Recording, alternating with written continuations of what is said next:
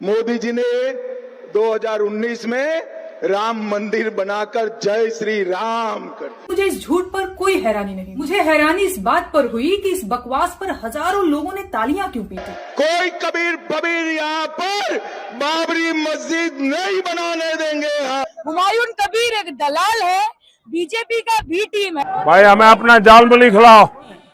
Jhalmuri SP जी के लिए तैयारी करिए। दोस्तों बहुत बहुत स्वागत करता हूं आप सभी का। इस देश में चार तरह के मुद्दे हैं: जनता के मुद्दे, सरकार के मुद्दे, विपक्ष के मुद्दे और टीवी मीडिया के मुद्दे। अगर मैं जनता के मुद्दों की बात करूं तो जनता चाहती है कि नेता शिक्षा, स्वास्थ्य, रोजगार, गरीबी, महंगाई पर बात करें, लेकिन नेता लोग इस पर बात नहीं करते। अगर मैं सरकार के मुद्दे की बात करूं तो सरकार वंदे मातरम, पाकिस्तान, हिंदू मुस्लिम, मंदिर मस्जिद, मुझको गाली दी, इस तरह के मुद्दे उठाए जाते हैं। विपक्ष के क्या मुद्दे हैं? ईवीएम हटाओ, जातिगत जनगणना, स्पीकर हटाओ, चुनाव आयोग हटाओ, वोट चोरी का मुद्दा। और अगर मैं मीडिया के मुद्दे की बात करूं तो मीडिया क्या करती है? हिंदू मुस्लिम, मंदिर मस्जिद, सीमा हैदर को 6वां बच्चा हुआ, मुस्कान को जेल में बैठी हुई है, आम काट कर खाते हो या चूस कर खाते हो। तो बड़ा सवाल ये है कि आखिर देश की जनता का हितैषी है कौन? सरकार, विपक्ष या मीडिया? दोस्तों इस समय पश्चिम बंगाल में चुनाव प्रचार हो रहा है और जानते हैं वहाँ पर चुनाव प्रचार किस तरीके से किया जा रहा है। बीजेपी की तरफ से बैटिंग कर रहे हैं अमित शाह, खुद प्रधानमंत्री नरेंद्र मोदी, उत्तर प्रदेश के मुख्यमंत्री, असम के मुख्यमंत्री। लेकिन इन नेताओं के द्वारा मुद्दे क्या उठाए जाते हैं? क्या आप गेस कर सकते हैं, अनुमान लगा सकते हैं?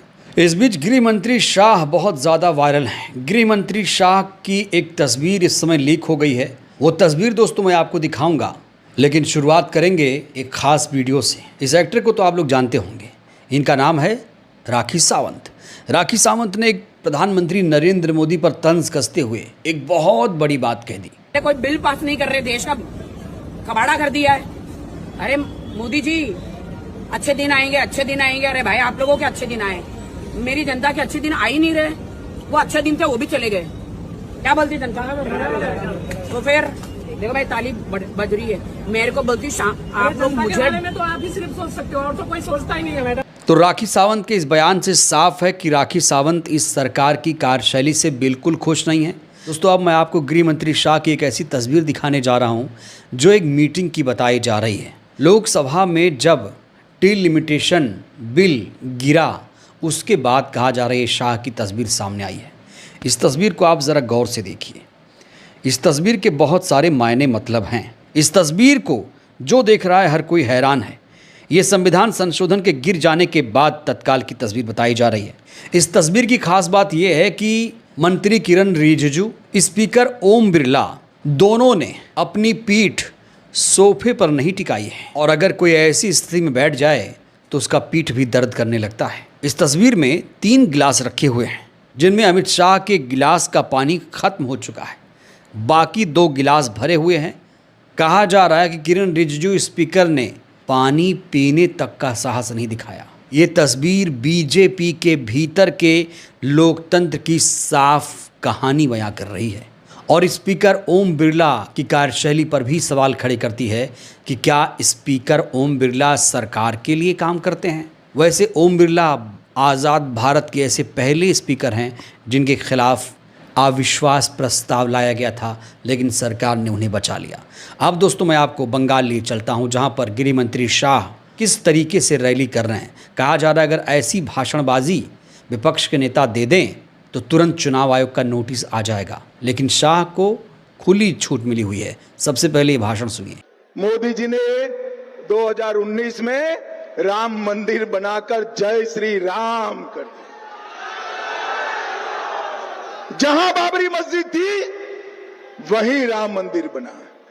और ये ममता दीदी देखो, अपने चेले हुमायूं कबीर से बंगाल में बाबरी मस्जिद बनाना चाहती है। ए दीदी, आंख खोल, कान खोल कर सुन लो, ये बंगाल भारत में है। कोई कबीर फबीर यहां पर बाबरी मस्जिद नहीं बनाने देंगे हम। मुझे बताओ भाइयों बहनों, बंगाल में बाबरी मस्जिद बननी चाहिए क्या? जोर से बोलो, बननी चाहिए क्या? ममता दीदी, कान खोलकर सुन लो, बंगाल में बाबरी मस्जिद हम नहीं बनने देंगे। भाइयों बहनों, अभी अभी ममता दीदी ने 33% आरक्षण विधानसभा और लोकसभा में दे रहे थे मोदी जी, इसका बिल गिराने का काम ममता बनर्जी ने किया। तो पश्चिम बंगाल में भारतीय जनता पार्टी अब फिर से राम के नाम पर वोट मांग रही है। उत्तर प्रदेश में राम मंदिर बनाया, उसका श्रेय अब बंगाल में लेने की कोशिश हो रही है और यहाँ शाह ने हुमायूं कबीर का नाम लिया है। वही हुमायूं कबीर जिसका एक वीडियो अभी वायरल हुआ था, जिसमें यह दावा किया गया कि बीजेपी ने पश्चिम बंगाल की सरकार गिराने के लिए 1000 करोड़ की डील की है। तो यहाँ हुमायूं कबीर पर हमला बोलते हुए बाबरी मस्जिद पर निशाना लगा रहे हैं गृह मंत्री शाह, जिससे इस चुनाव में ध्रुवीकरण हो सके। शायद गृह मंत्री शाह ये भूल गए कि हुमायूं कबीर खुद 2019 के चुनाव में भारतीय जनता पार्टी का उम्मीदवार था, यानी हुमायूं कबीर खुद बीजेपी का नेता रह चुका है। यहाँ गृह मंत्री शाह ने यह भी कहा कि ममता बनर्जी ने महिला आरक्षण बिल का विरोध किया। दोस्तों, आपको बता दें, महिला आरक्षण जो बिल था वो 2023 में ही पास हो चुका है। अभी जो बिल गिरा है वो डिलिमिटेशन बिल था। तो बंगाल चुनाव में शाह ने किस तरीके से झूठ बोला, किस तरीके से हिंदू मुस्लिम मंदिर मस्जिद किया, ये वीडियो अपने आप में सबूत है। चुनाव आयोग कहाँ है? ज्ञानेश कुमार कहाँ है? क्या ज्ञानेश कुमार इस पूरे मामले को लेकर संज्ञान लेंगे? वहीं टीएमसी की तेज तर्रार सांसद सयोनी घोष ने बड़ा बयान दिया। उन्होंने कहा कि मैं अमित शाह को चुनौती देती हूं, अगर आप में हिम्मत है तो 4 मई को कहीं मत जाइए, पश्चिम बंगाल में ही मौजूद रहिएगा। हुमायूं कबीर, हमने डे 1 से कहा था कि ये तो बीजेपी का बी टीम है, और अभी जो ये वीडियो सामने आ ही गया है, इससे एक बात समझ में आ रही है कि इसकी नीयत सही नहीं है। तो जिसकी नीयत सही नहीं, उसकी मुराद कभी पूरी नहीं होती। हुमायूं कबीर एक दलाल है, बीजेपी का बी टीम है, और पश्चिम बंगाल के हमारे मुस्लिम संप्रदाय के जितने भी भाई बहन हैं, उन सबको धोखा देने का काम किया है हुमायूं कबीर। कहा जा रहा है शाह जिस तरीके से पश्चिम बंगाल में भाषण दे रहे हैं, उससे हार की बू आ रही है। बीजेपी चुनाव में हिंदू मुस्लिम मंदिर मस्जिद तभी करती है जब वो चुनाव हारने लगती है। सिर्फ शाह ही पश्चिम बंगाल में चुनावी रैली नहीं कर रहे हैं, उत्तर प्रदेश के सीएम भी वहां धड़ाधड़ चुनावी सभाएं कर रहे हैं। एक वीडियो उत्तर प्रदेश के सीएम का वायरल हो रहा है, जिसमें वो ये कहते हुए नजर आ रहे हैं कि तुम मुझे खून दो, मैं तुम्हें आज़ादी दूंगा। ये नारा स्वामी विवेकानंद ने दिया था। स्वामी विवेकानंद ने कहा था, तुम मुझे खून दो, मैं तुम्हें आजादी दूंगा। टीवी मीडिया कह रहा है कि योगी जी की जुबान फिसल गई। अरे अगर जुबान फिसल गई तो फिर सही क्यों नहीं किया गया?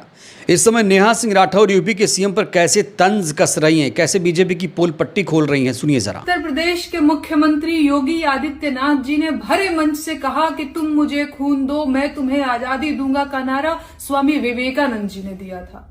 हालांकि ये सफेद झूठ है, लेकिन मुझे इस झूठ पर कोई हैरानी नहीं। मुझे हैरानी इस बात पर हुई कि इस बकवास पर हजारों लोगों ने तालियां क्यों पीटी, किसी ने उठकर इसका विरोध क्यों नहीं किया।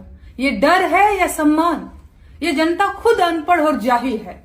क्या सरकार ने हजारों सरकारी स्कूल इसीलिए बंद करवा दिए ताकि जनता अनपढ़ रहे और उनकी गलत बातों का विरोध न करे? कितनी मजेदार बात है ना। सारे नेता अपने बच्चों को पढ़ने के लिए विदेश भेजते हैं और गरीब जनता के बच्चों का स्कूल बंद करवाते हैं, लेकिन यही गरीब जनता अपने बच्चों का भविष्य खराब करने वाले नेताओं का झंडा ढोती है, और जो लोग उनके बच्चे की शिक्षा और भविष्य के लिए सवाल पूछते हैं उन्हें गालियां देती है। और बंगाल की ये तस्वीर कोई कैसे भूल सकता है? यहाँ प्रधानमंत्री नरेंद्र मोदी बंगाल के मशहूर नाश्ता खा रहे हैं। नाम जानते क्या? झाल मुड़ी। झारग्राम में मौजूद थे और वहाँ पर झाल मुड़ी खाया था। और जिस दुकान में पहुंचे थे, कहा जा रहा है पूरा एक ड्रामा रचा गया था, कि स्क्रिप्ट रची गई थी। भाई हमें अपना जाल मूली खिलाओ। हाँ, कितने का होता है आपका जाल मूली? आप कितने का नहीं, अच्छे वाला कितने का होता है? 10 पीस। हाँ, जो भी है बना दो। हाँ, झाल थोड़ी खाएगा। हाँ। पश्चिम बंगाल चुनाव में झाल मुड़ी पर इस समय सियासी संग्राम मचा हुआ है। पश्चिम बंगाल की सीएम ममता बनर्जी ने मोदी के झाल मुड़ी खाने को चुनावी ड्रामा करार दिया। ममता ने आरोप लगाया कि पीएम ने एसपीजी की मदद से दुकान में पहले ही माइक्रोफोन और कैमरे लगवा दिए थे। उन्होंने तंज कसते हुए कहा कि मोदी जी की जेब में 10 रुपये भी नहीं थे, ये सब सिर्फ वोट बटोरने का नाटक था। वहीं इस समय बीजेपी के काफ़ी पुराने नेता माने जाने वाले मुरली मनोहर जोशी अचानक मीडिया के सामने आए। मुरली मनोहर जोशी, जो कि अब मार्गदर्शक मंडल में जा चुके हैं, जब उनकी उम्र 75 वर्ष हुई तो कुछ नेताओं को नरेंद्र मोदी ने मार्गदर्शक मंडल में भेज दिया था, लेकिन मोदी जी खुद 75 वर्ष के जब हुए तब वो मार्गदर्शक मंडल में नहीं गए। मुरली मनोहर जोशी लगता है कि प्रधानमंत्री नरेंद्र मोदी से नाराज़ हैं। उन्होंने कहा कि मेरा मानना है कि विश्व गुरु शब्द हमें नहीं बोलना चाहिए, हम विश्व गुरु नहीं हैं। अब ये जो सवाल है कि हम विश्व गुरु, इसको मैं आजकल मानता हूँ, ये शब्द हमें नहीं बोलना चाहिए। हम विश्व गुरु आजकल नहीं हैं। विश्व गुरु होना चाहिए, विश्व गुरु कभी थे, अगर आज हम हैं ऐसा नहीं है। लेकिन संस्कृत उस दृष्टि से बहुत महत्वपूर्ण है, क्योंकि अभी जो नासा के लोग हैं वो भी बार बार कहते हैं कि संस्कृत ये वास्तव में संप्रेषण की सबसे महत्वपूर्ण भाषा है। और जैसे आजकल आप क्वांटम कंप्यूटिंग कहते हैं, वो जब कभी होगा। मुरली मनोहर जोशी के इस बयान को प्रधानमंत्री नरेंद्र मोदी के खिलाफ साधा निशाना माना जा रहा है। बहरहाल दोस्तों, इस वीडियो में इतना ही। आपने राखी सावंत का बयान सुना, नेहा सिंह राठौर का बयान सुना, और किस तरीके से शाह प्रचार कर रहे हैं उनकी आपने तस्वीरें देखी जो लीक हुई। जिस तरीके से शाह, रिजिजू स्पीकर बैठे हुए हैं, झाल मुड़ी खाने पर जिस तरीके से बंगाल में सियासी संग्राम मचा हुआ है। मुरली मनोहर जोशी के इन तमाम बयानों से आप लोग कितने सहमत हैं? क्या लगता है बंगाल इस बार कौन जीतेगा? आप लोग राय दीजिएगा। धन्यवाद।